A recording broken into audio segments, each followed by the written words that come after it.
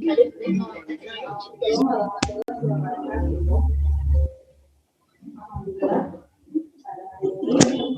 masih bisa bergabung bersama dalam acara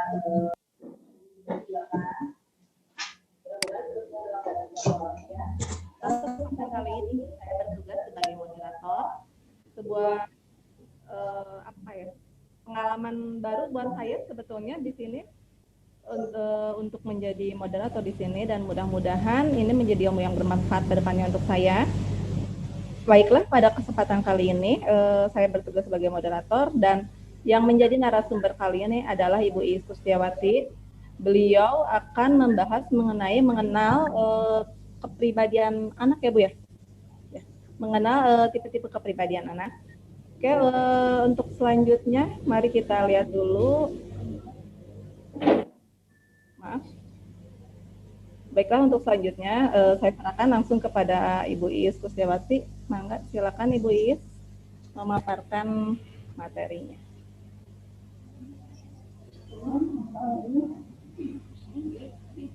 Share screen nggak bisa.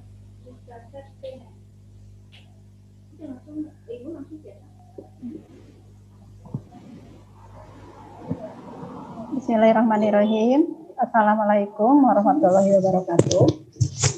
Bertemu lagi ini untuk yang ketiga kali ya.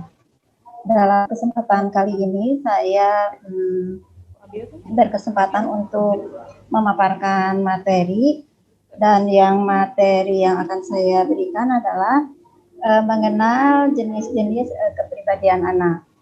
Jadi mengapa saya mengangkat materi ini?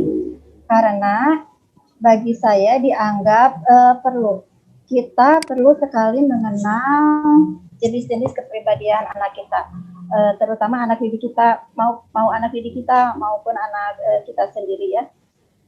Kalau kita sudah mengenal tipe pribadi mereka seperti apa, jadi kita bisa memperlakukan mereka sesuai dengan kepribadian mereka. Jadi tidak memaksakan pada salah seorang, kemudian karena kita tahu bahwa anak itu adalah seseorang dengan kepribadian yang unik, manusia itu sebagai individu yang unik, jadi tidak ada satupun anak meskipun kembar identik yang mempunyai sifat serta kepribadian yang persis sama.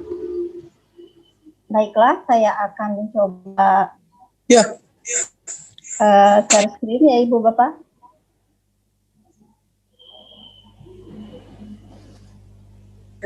Nih. Nah, ini saya mengambil tema ini berdasarkan dari buku Psikologi Perkembangan Anak dan Remaja yang ditulis oleh Profesor Dr. Siti Muriah dan Dr. Husnul Wardan dalam buku Psikologi Perkembangan Anak dan Remaja, menjelaskan tentang salah satu tipe kepribadian manusia yang dirumuskan oleh Gilanus, seorang dokter Romawi pada tahun 129 sampai 199 Masehi.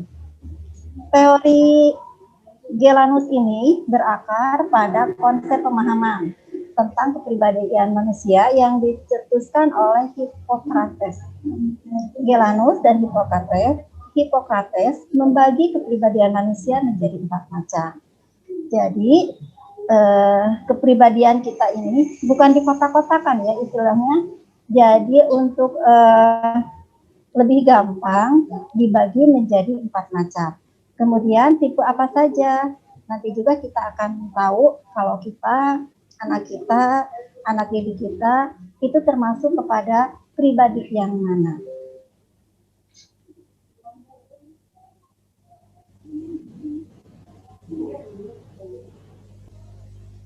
Nah, ini Ibu Bapak peserta seminar yang saya hormati, tipe kepribadian anak menurut Gilanus dan Hippocrates ada 4 macam.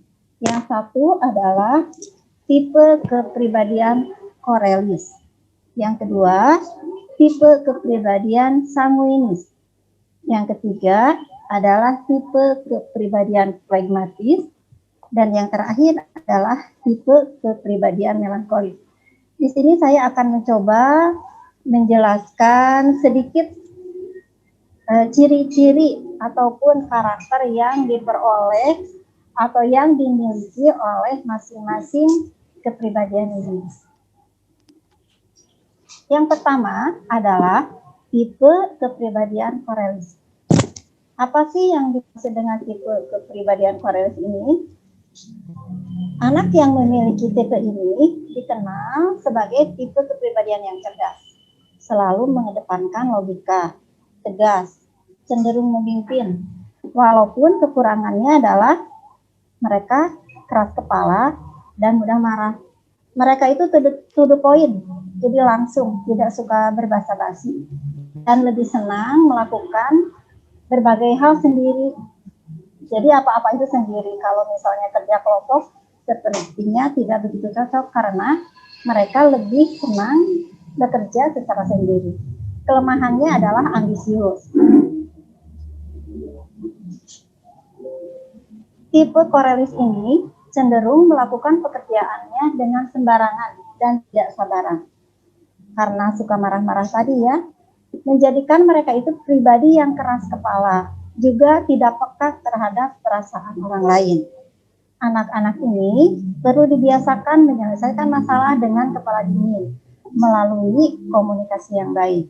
Mereka juga perlu dibimbing untuk dapat lebih menghargai orang lain. Jadi di samping punya kelebihan, tipe korelis ini juga mempunyai kelemahan. Jadi jika kita paham, jika kita tahu, kita mengerti cepat dengan masalah yang atau kita dapat dengan cepat beradaptasi mereka. Jadi tidak perlu kita yang terbawa oleh mereka, jadi kitanya yang darah tinggi ya, marah-marah, karena mereka itu kan cenderung keras kepala. Kemudian yang kedua adalah tipe kepribadian sanguinis. Tipe ini, sanguinis ini cenderung optimis, remang, riang, senang menjadi pusat perhatian. Anak sanguin juga dikenal sebagai orang yang memiliki sifat kreatif, ekspresif, memiliki rasa ingin tahu yang cukup tinggi, namun mereka kadang-kadang sulit untuk mengingat hal-hal kecil, terlalu banyak bicara dan suka menyela pembicaraan orang lain.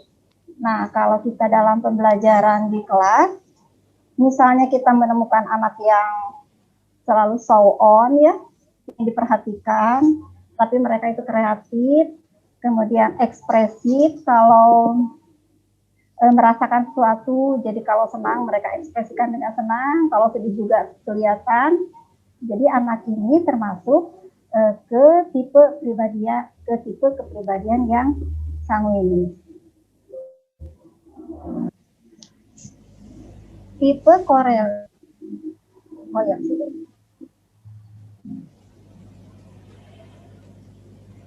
Anak sanguinis cenderung memiliki kemampuan sosial yang tinggi. Ini menyebabkan mereka terbiasa mencari perhatian, dukungan, atau pengakuan dari orang-orang di sekitar mereka. Sanguinis juga memiliki sifat emosional, sensitif terhadap apa yang dipikirkan orang tentang dirinya. Anak-anak ini membutuhkan bimbingan dari orang tua, khususnya dalam hal mengatur perasaan mereka juga sebelum mereka bertindak. Tipe yang ketiga adalah tipe kepribadian flegmatis. Apa yang dimaksud dengan flegmatis? Flegmatis adalah tipe kepribadian yang suka melakukan segala sesuatu berdasarkan urutan yang telah lagi. Tipe ini pengikut yang setia. Jadi misalnya kita sering menemukan dalam keseharian ya, dalam pelajaran kita. Jadi anak ini cenderung nurut. Kalau kita katakan A, ya A gitu. Mereka melakukan apa yang kita contohkan apa yang kita perintahkan. Nah, kalau kita menemui anak seperti itu, berarti anak itu termasuk ke tipe kepribadian yang pragmatis. Kelemahannya, anak-anak pragmatis ini sering dianggap sebagai anak-anak yang pemalu, terkesan membosankan. Padahal sebenarnya mereka merupakan pendengar yang baik dan rendah hati. Pragmatis memiliki ciri-ciri lain seperti konsisten, tenang, penuh perhatian, serta tidak tergesa-gesa. Jadi samping mempunyai kelebihan, tiap-tiap tipe ini juga mempunyai kekurangannya masing-masing. Kalau kita menemui anak yang pemalu, ya jangan dipaksakan untuk ekspresif seperti yang tadi, karena kita tahu kalau yang pemalu itu kita perlakukan seperti apa dan harusnya melakukan mereka dengan apa.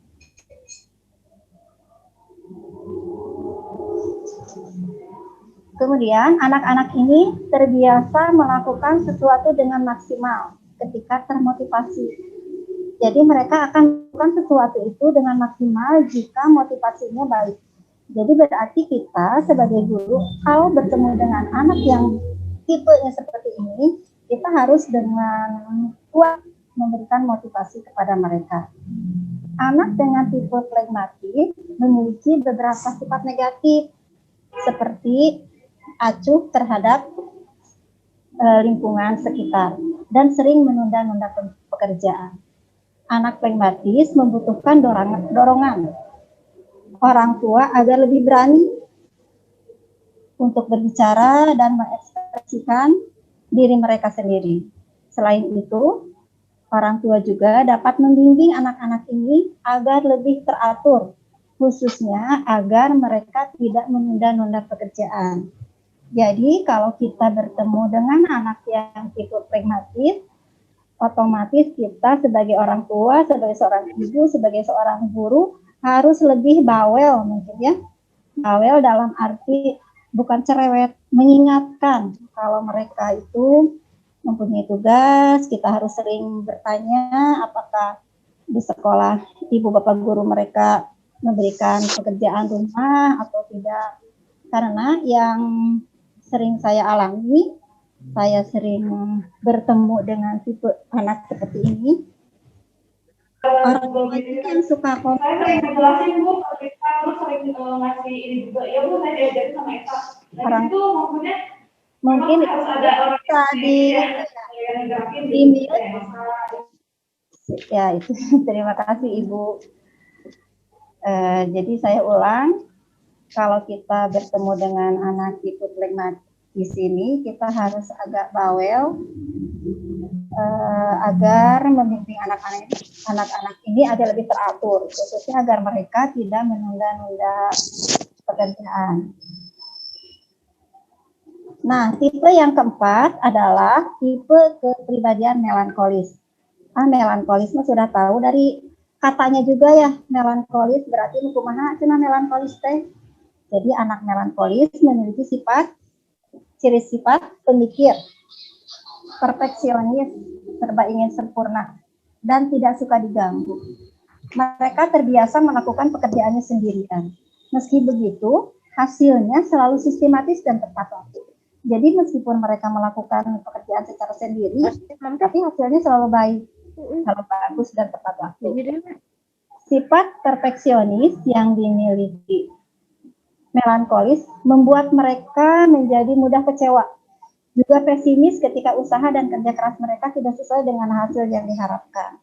Karena anak tipe melankolis ini serba ingin sempurna, perfeksionis, kemudian pemikir, jadi kelemahannya jika mereka melakukan suatu pekerjaan, kemudian pekerjaan itu tidak berjalan dengan baik, atau ketika mereka diberikan tes atau ulangan tapi hasilnya tidak sesuai dengan harapan mereka itu cenderung cepat kecewa, jadi pesimis, jadi tidak mau lagi mengerjakan tugas-tugas yang berikutnya.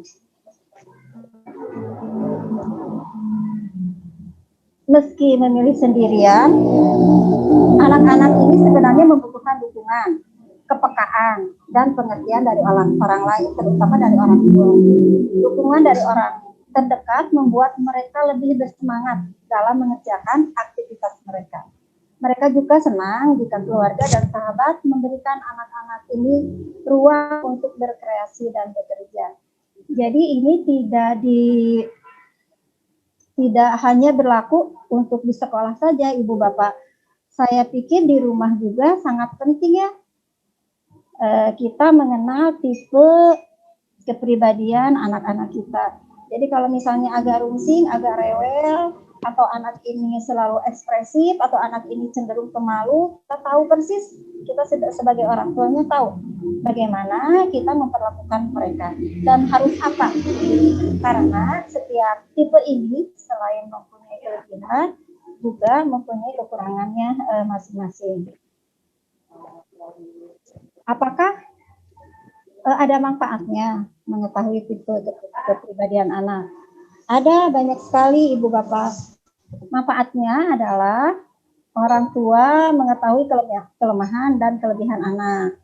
Kemudian jika kita mengetahui jenis kepribadian anak kita dapat memberikan bimbingan ekstra untuk membantu mengatasi kekurangan serta mendukung mereka dalam mengekspresikan dan mengembangkan kelebihan dalam diri mereka.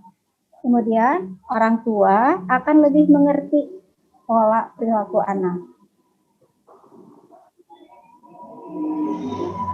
Nah, itu yang dapat saya sampaikan. Kita sharing aja Ibu Bapak, ngobrol mungkin dari Ibu Bapak atau Ananda peserta seminar di sini, kalau dalam keseharian pernah menemukan atau pernah bertemu dengan anak-anak atau dengan orang yang ini mah seperti ini ya, ini seperti itu. Jadi kita harus bagaimana menghadapi mereka. Kalau kita tahu tipe kepribadian anak, tipe kepribadian orang lain yang menurut Galenus dan Hippocrates itu ada 4 macam, yaitu korelis, sanguinis, flegmatis, melankolis. Kalau kita memahami kepribadian anak, berarti kita telah menyingkat waktu kita untuk menebak-nebak, berusaha mengerti dan memahami anak kita. Kita bisa lebih jauh mudah untuk memahami seseorang atau seorang anak dengan memperhatikan tipologi kepribadiannya. Itu yang dapat saya sampaikan. Kita ngobrol di sini. Mangga kalau ada yang mau menambahkan atau kita sharing pengalaman, kita terbuka di sini. Jadi Ibu Bapak, saya memaparkan materi di sini bukan berarti saya bisa, bukan berarti saya mampu. Kita sharing aja, kita berbagi pengalaman saya sebagai seorang ibu maupun sebagai seorang guru, dipadu dengan pengalaman Ibu Bapak sebagai seorang guru juga mungkin, atau sebagai seorang orang tua. Silakan kalau ada yang mau sharing-sharing, mangga.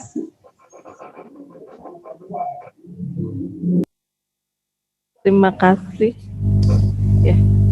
Terima kasih atas paparan hebatnya Bunda Iis. Barangkali para peserta diklat yang mau bertanya, mangga silakan. Ini kita sharing ya, Bapak-bapak, Ibu-ibu. Bisa berbagi pengalaman juga. Mangga Bu Susi, aya nu bade ditaroskeun?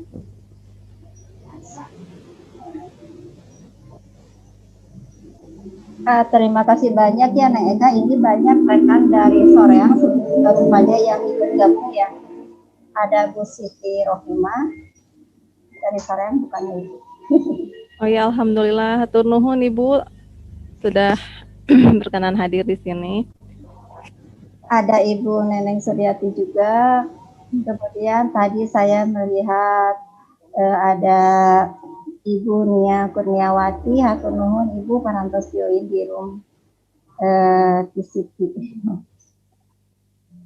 Kemudian ada Neng Restiana, tadi juga ada Pak Saipudin Juhri ya, selamat sedang melaksanakan tugas, tetap semangat, Punten Badani Ngarumunusani.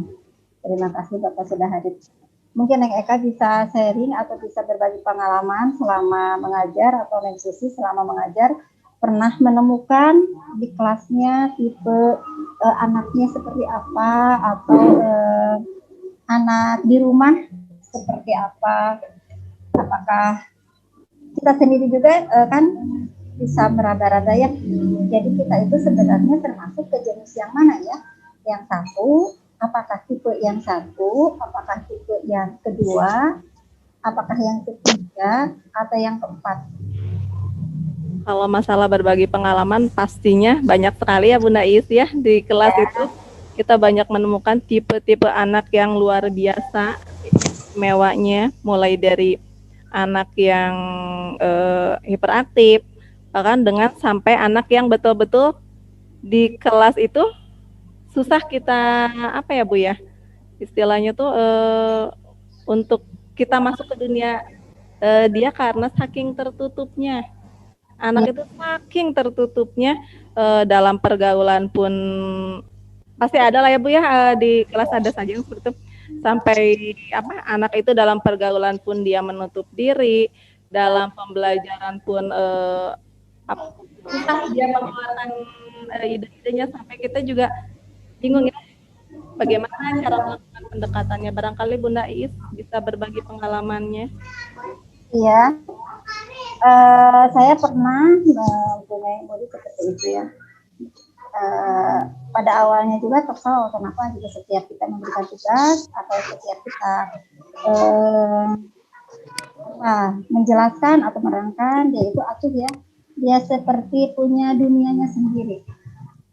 Setelah kita ngobrol, karena saya sudah menjadi kebiasaan kalau misalnya istirahat saya selalu berusaha di dalam kelas. Jadi istirahat adalah salah satu momen atau waktu yang tepat untuk mereka, anak-anak itu curhat tentang apa saja.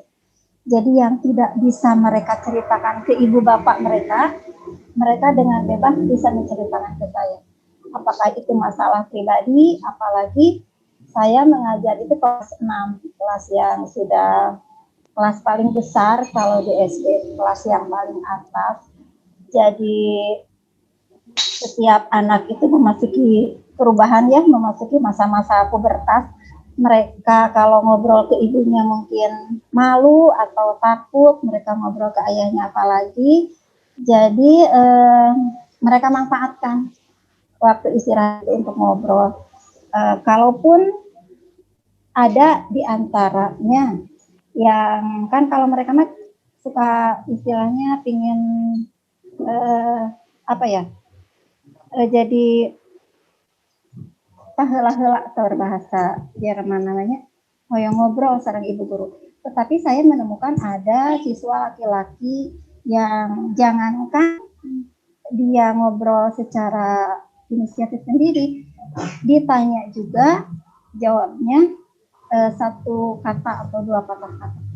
Jadi saya coba ajak ngobrol secara pribadi, saya bawa keluar, saya tanya, walaupun pada awal-awal kalau ditanya itu jawabannya hanya iya, tidak, iya, tidak.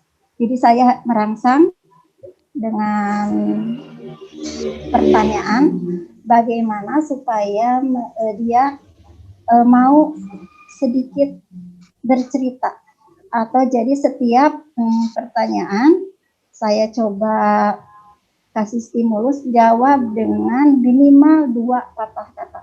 Kalau itu sudah lancar, 3 patah kata, 4 patah kata, jangan iya, tidak, iya, tidak.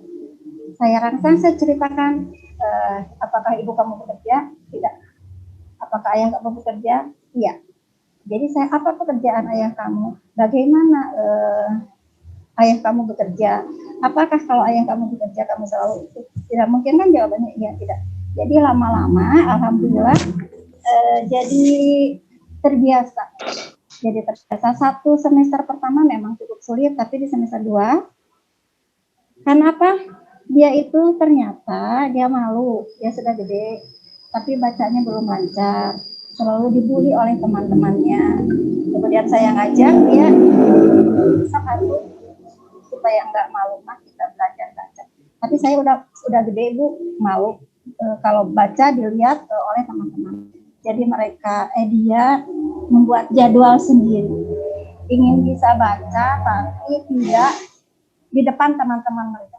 Karena sudah menjadi kebiasaan saya kelas 6 awal ajaran, bukan pelajaran yang lain, jadi saya membaca dulu. Jadi takutnya anak kelas 6 belum bisa membaca, padahal mereka sudah mau ke SMP. Jadi tidak Rios naik gorolong asal, tidak tahu untuk kelas 6. Karena ini beban terberat ya. Kelas 1, kelas 6, kelas 1 awal Rios nggak apa-apa kalau kelas 1, kelas 2. Kalau kelas 6 tidak bisa baca, mungkin ini jadi beban tersendiri buat gurunya. Jadi target saya kepada dia bukan menguasai sejumlah kompetensi dasar yang harus dikuasai oleh siswa kelas 6, tidak. Saya memperlakukan dia dengan beda. Saya hanya ingin dia bisa baca, tulis, berhitung, itu saja. Jadi 6 bulan pertama kita kerja keras, karena ini komitmen. Jadi saya dengan dia membuat suatu perjanjian, membuat suatu komitmen. Kalau misalnya dalam jangka waktu 1 tahun masih tetap tidak bisa baca, wayahna 1 tahun lagi kelas 6. Dia termotivasi, alhamdulillah, tiap hari datangnya jam 6 untuk bisa baca di kantor sendiri. Jadi setelah 6 bulan, setelah dia pede bisa baca, alhamdulillah komunikasi kita lancar. 6 bulan semester kedua itu, alhamdulillah dia dapat masuk ke SMP yang dia inginkan, meskipun bukan negeri karena itu masuk pesantren, tapi komunikasi kami tetap lancar sampai sekarang. Jadi tetap suka memberi kabar-kabar. Itu Neng. Ada chat ya Neng? Ada pertanyaan di chat? Ada? Iya, dari siapa ya? Tadi saya nggak kecek kalau sama saya, Bu. Coba gitu. Izin bertanya, Bu, bagaimana menyikapi anak yang menjadi sangat manja karena pola asuh dari nenek dan kakeknya? Bagaimana kita sebagai orang tua untuk menyikapi hal tersebut? Betul. Dilema ya Ibu Bapak, apalagi ibu-ibu muda yang bekerja. Berarti mereka menitipkan anak-anaknya kepada nenek-neneknya. Saya juga mengalami, jadi yang pengalaman saya, sekali lagi saya membuat perjanjian meskipun dengan ibu saya sendiri, dengan neneknya anak-anak.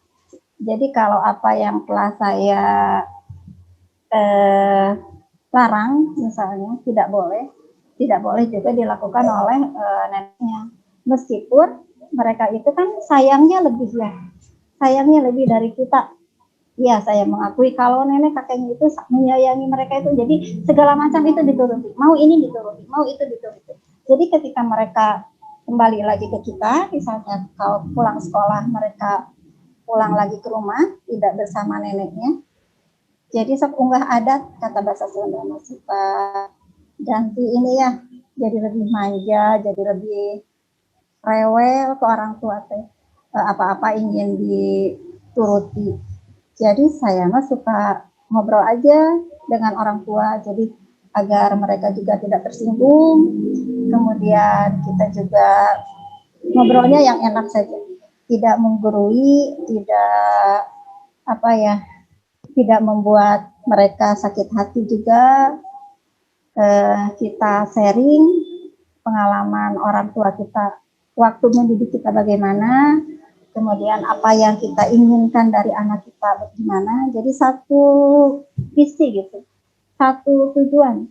Jadi jangan misalnya seperti anak saya tidak boleh memakan mie instan misalnya, karena ada sesuatu dari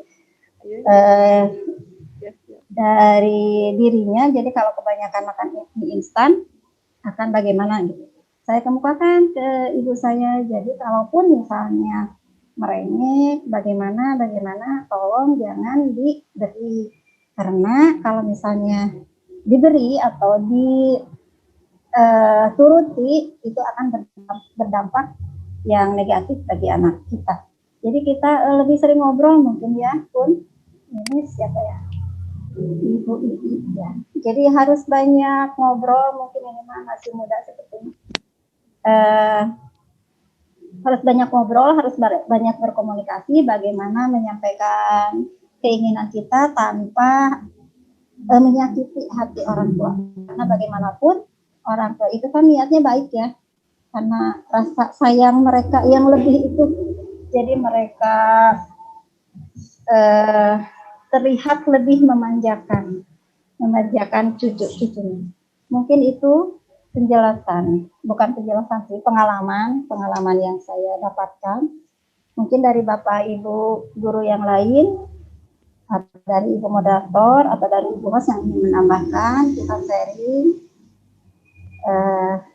Mangga. Mangga Bapak Ibu, barangkali ada yang mau ditanyakan atau bisa berbagi pengalamannya di sini supaya kita bisa berbagi pengalaman ya, berbagi pengetahuan juga. Ya, ini udah dijawab, terima kasih. Kembali kasih Neng Iwartini ininya, ibu-ibu muda seperti Neng Eka, Neng Susi masih ibu-ibu muda ya, baru ini ya, jadi dilema kan, di mana ibu-ibu pekerja. Di satu sisi harus tetap berperan sebagai ibu yang baik, di sisi lain kita tetap harus profesional. Kita bekerja kan sebagai pengajar, sebagai guru, yang istilah guru itu ya tetap harus digugu dan ditiru. Jadi bagaimanapun kita harus bisa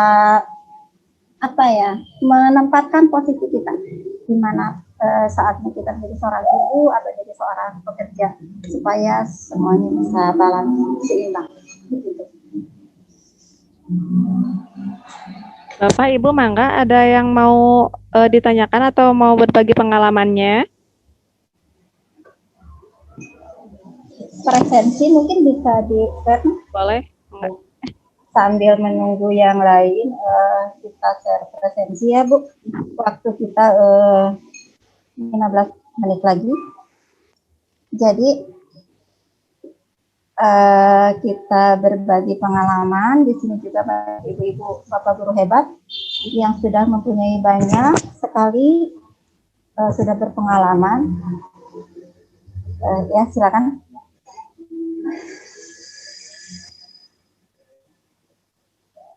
Presensinya sudah, Neng?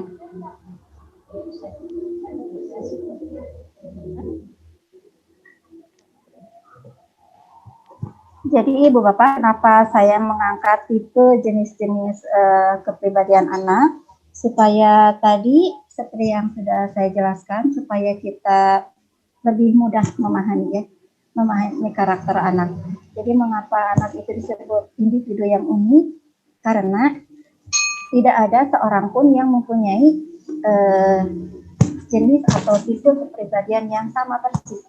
Jadi mungkin saja anak kita itu tipenya tipe yang satu, atau tipe yang melankolis, atau yang flegmatis. Tapi satu tipe itu tidak mendominasi. Jadi misalnya kalau di persen, misalnya kalau di persentase, misalnya melankolisnya ini hanya 50%. Yang 50% itu apa? Oh, ini tipe korelis. Oh, ini tipe flegmatis. Nah, itu yang menyebabkan anak itu sebagai suatu pribadi yang unik. Meskipun kembar identik ya, jadi tidak sama, masih ada perbedaan, tidak sama persis. Jadi jangan disamaratakan kalau misalnya ke anak, meskipun misalnya susah atau ribet lah. Tapi kalau misalnya komunikasi kita ini lancar, pembelajaran kita ingin berjalan lancar, ya kita mau tidak mau, suka tidak suka, kita harus memahami kepribadian atau tipe-tipe kepribadian dari masing-masing anak. sambil menunggu presensi ya.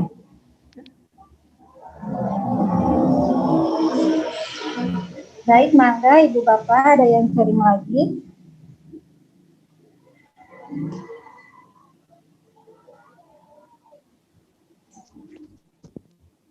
Apalagi ya Bu Is ya, kita pengalaman mengajar kelas 6 ya Bu, dengan Iya. mengalami masa puber luar biasa loh Iya. itu puber, menghadapi siswa-siswa yang mengalami masa puber. Saya pernah pengalaman dengan semua karakter yang istimewa anak-anak, dengan berbagai tipe yang berbagai gaya mengajar yang harus kita ajarkan kepada anak, menghadapi anak.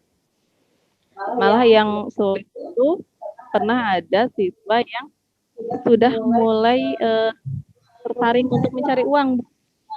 Iya. Dulu saya ada pengalaman, dia itu tertarik mencari uang, sekolahnya juga tidak meneruskan, orang tuanya pun kurang selesai untuk memberi penegasan pada siswa tersebut, malah orang tuanya malah mendukung siswa tersebut untuk mencari uang gitu.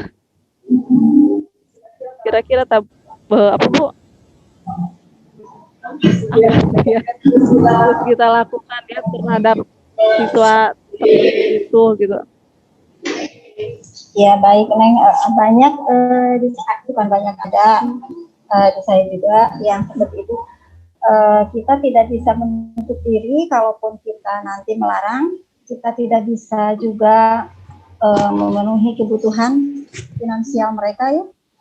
Jadi ya kembali lagi komitmen mungkin anaknya, kita ngobrol dengan anaknya, dengan orang tuanya, bisa mencari uang setelah pulang sekolah, atau jadi ditegaskan lagi kalau waktunya sekolah, kalau waktunya mencari uang. Banyak ada beberapa lah murid saya yang pulang sekolah juga ngajeleng kadi kadinya yang terkenek, tapi sekolahnya tetap berjalan gitu. Karena kalau saya juga secara keras melarang mereka, jadi kembali lagi ke kita, apakah Ibu mampu memenuhi kebutuhan kami. Nah itu kita dilemanya seperti itu. Jadi kita ngobrol saja, karena saya itu guru, saya orang tua, mereka di sekolah, pengganti ibu bapak yang di rumah itu saya. Jadi saya mempunyai tugas serta tanggung jawab. Saya ingin sekolah dia lancar, kemudian membantu meringankan beban orang tua mereka juga lancar. Jadi kita harus tahu batasan gitu ya, tahu tugas anak tersebut, tahu tugasnya, kapan dia harus sekolah, kapan dia harus belajar, dan kapan dia harus mencari uang untuk membantu orang tua mereka. Demikian pengalaman saya. Ayah, ibu, bapak peserta seminar, presensi sudah ada ya, mangga bisa sambil ngisi presensinya.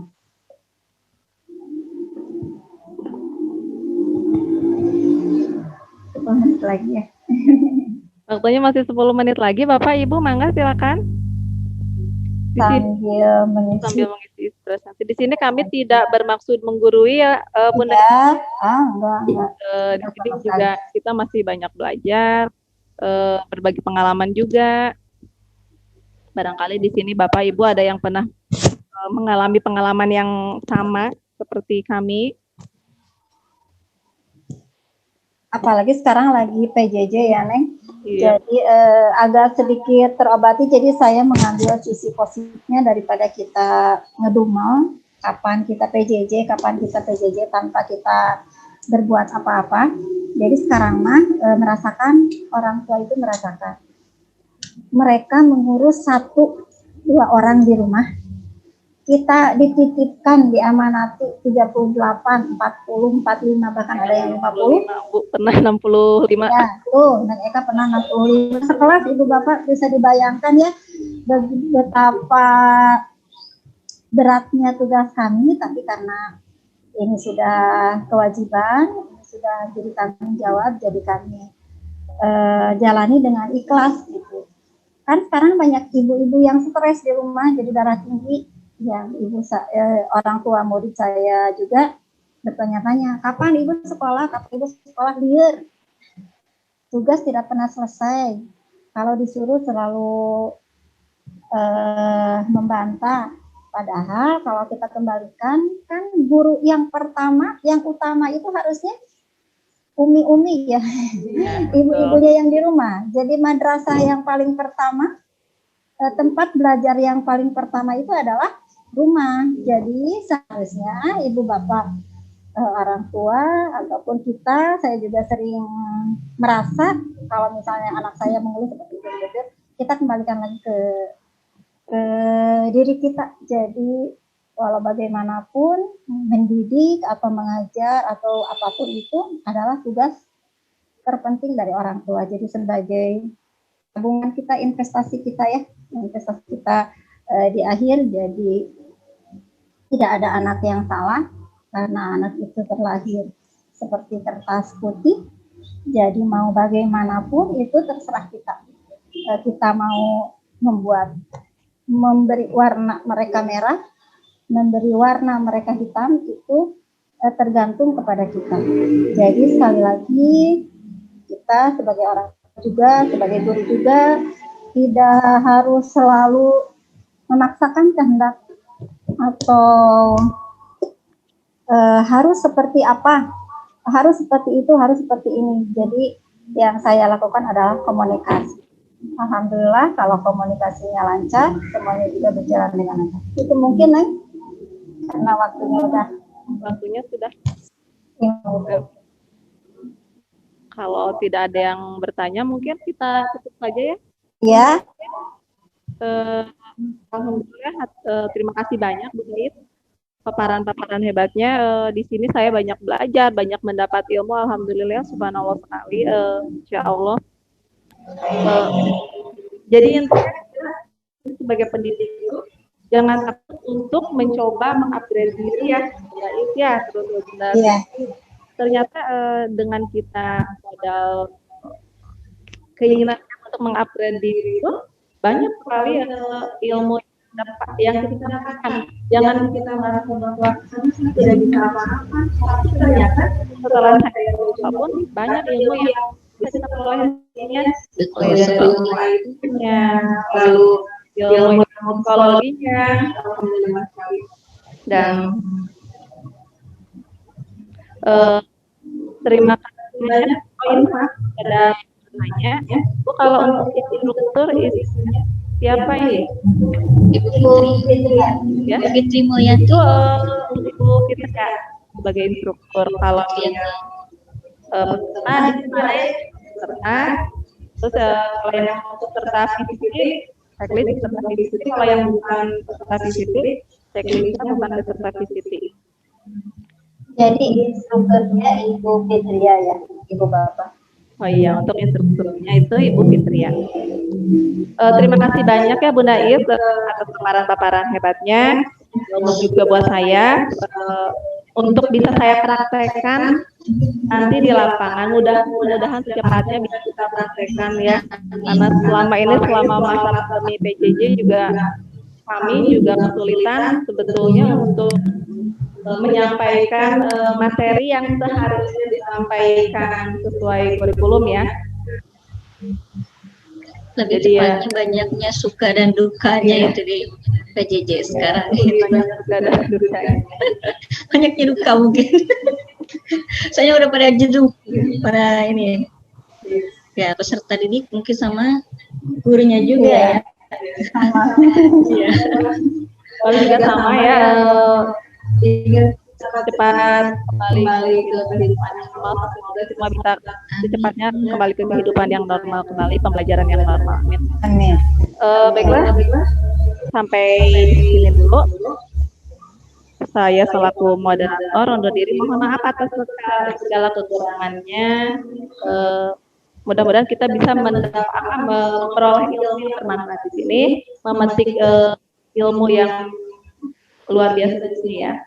Selanjutnya saya serahkan kembali kepada Bunda Suti. Silakan.